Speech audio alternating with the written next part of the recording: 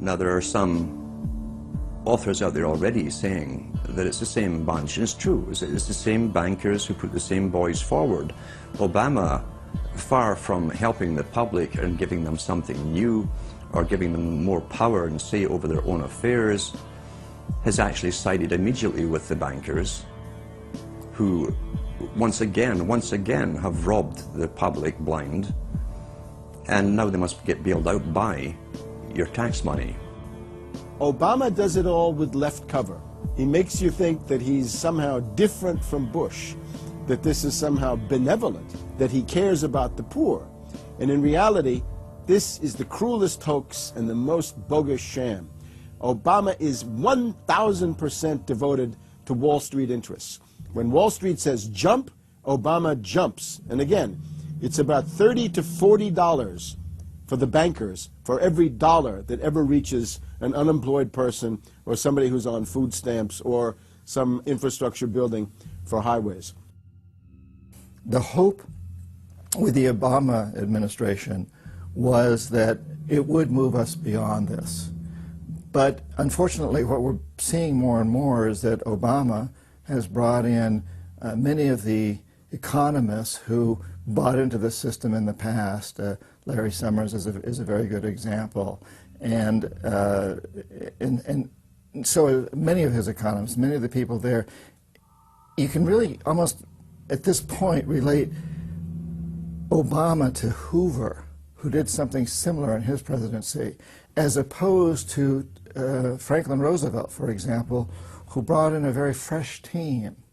So the concern here now is that Obama's falling into this trap of bringing in the same people who put us in the position that we're in today, and other people who buy into the same theories that brought us here, this mutant form of capitalism. Presumably what most politicians want to come in is say, hey, the problems of the past, they're due to the old guy, and I'm cleaning house, and I'm going to bring in a new team, and don't blame us for the things we've inherited. Can't say, you know, those policies of the past that came before were insane, because you got the guy that was one of the key architects of those policies. People need to stop having allegiance to their political party. They need to have allegiance to the Bill of Rights, the Constitution, and what has made our republic so special. The basic human rights and dignity that every citizen of this country inherently has. Not because it's some right given to us by government, but because our Bill of Rights, our Constitution, enshrines that these are inalienable rights given to us by God, that we inherently have as sentient, free, conscious beings. But instead the public cheers on the Republicans as they win, or cheers on the Democrats as they defeat the Republicans. It's an endless, staged, gladiatorial event, special interest own both parties, and they project this false left-right paradigm up as like a movie screen. And behind that, behind the throne, the establishment is able to control our society and engineer it into this high-tech police state. If you try to let the finance oligarchs who created the crisis turn around and say they're the doctors who are going to get you out of the crisis, they will dig you deeper and deeper into the bottomless abyss of world economic depression, financial collapse, and disintegration.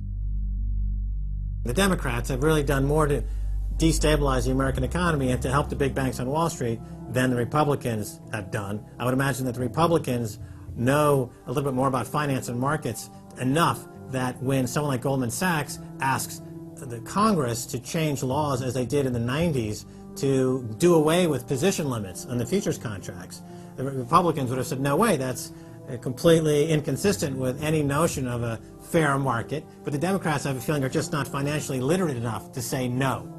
And I think that Goldman has very shrewdly positioned themselves with the Democrats, because the Democrats typically, like many NGOs that I've run into, they seem to have a complete inability to comprehend these issues of markets and finance and how it relates to social justice. So under the Democrats, we also saw the repeal of Glass-Steagall. Glass-Steagall said there's an inherent conflict of interest between the commercial banking side, which is the lending side, and the investment banking side, which is taking an ownership position. And we have to end this conflict of interest by separating these two entities. You can have investment banks and you can have commercial banks, but they have to be separate. Do you think that the repeal of Glass-Steagall was a tragic mistake? No, I don't think so.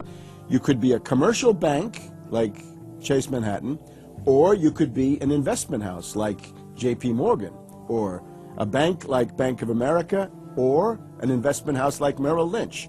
But you couldn't be both.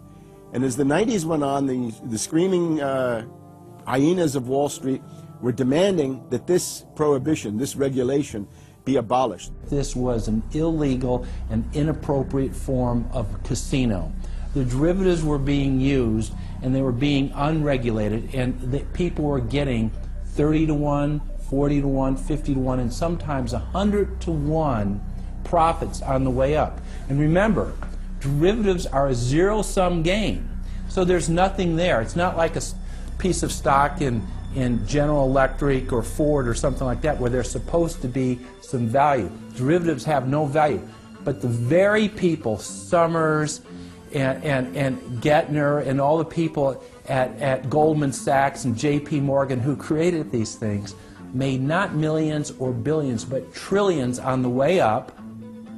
And now that these things are crashing, the very same folks are now put in charge of regulating these things and in charge of the bailout, and they are giving money to the very rascals that created this problem, took the profits. The problem cannot be fixed. And this is on Obama's watch right now. You have so many different schemes and mechanisms at play. It's sort of like after there's a blackout, you know, people in some parts of the country have been known to loot the local stores. You know, they go in, they grab the televisions and they grab the stereos. And basically that's what the Wall Street gang has done. They've just engaged in this massive looting of money from their own companies and now from the U.S. Treasury. There was a lady called Brooksley Born. She was the head of the Commodity Futures Trading Commission under Clinton. And she said, look, we have these derivatives. Why don't we at least make them reportable so we know how many there are and where they are? And she writes in a biographical account, she said, I picked up the phone and Larry Summers was screaming at me that I was interfering with the wonderful inventiveness and ingenuity of Wall Street and their ability to come up with new financial products, such as these derivatives. Brooksley Born was the chair of the Commodities Future Trading Commission, CFTC, which regulates many financial derivatives. And she said there's a grave danger out there in the form of these credit default swaps. And credit default swaps are an exotic financial derivative, or moderately exotic financial derivative, that were sold on a bright, shining lie that they were supposed to make markets more efficient. In fact, they allow utterly insane gambles, and they're really great devices for accounting fraud as well. She actually says, I'm thinking of adopting this regulation. The Clinton administration goes berserk, and in particular Larry Summers, but also Rubin. Now behind Larry Summers, there's another layer. Bob Rubin of Goldman Sachs, the Clinton administration, and Citibank. And he also thought that derivatives were a wonderful thing for the U.S. economy, and he made sure that they were never regulated. Also, we can't forget Alan Greenspan over at the Federal Reserve. Now, you look at Summers, he is sitting in the White House today, making policy for Obama. Summers tells Obama what to do. Summers tells Geithner what to do. He's also got some of his hatchet people in the administration. Mary Shapiro runs the Securities and Exchange Commission. She refuses to ban naked short selling and other market manipulations. You've also got another guy called Gensler over at the Commodity Futures Trading Commission today. He is an acolyte and a supporter of the derivatives bubble. We made the new CFTC chair a guy who had helped to kill Brooksley Born's reform initiatives. And we just did this under the Obama administration. This was a pre-registered, pre-organized, predetermined event.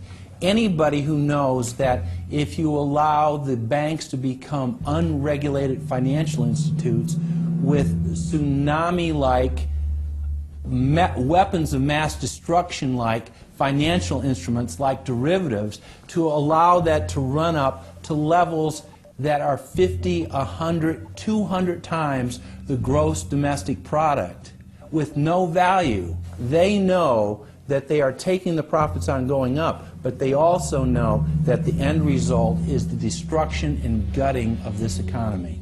The scam is simple. The insiders buy hard assets and political influence as the fiat bubbles expand. And then, at a time of their choosing, they purposefully implode the bubble.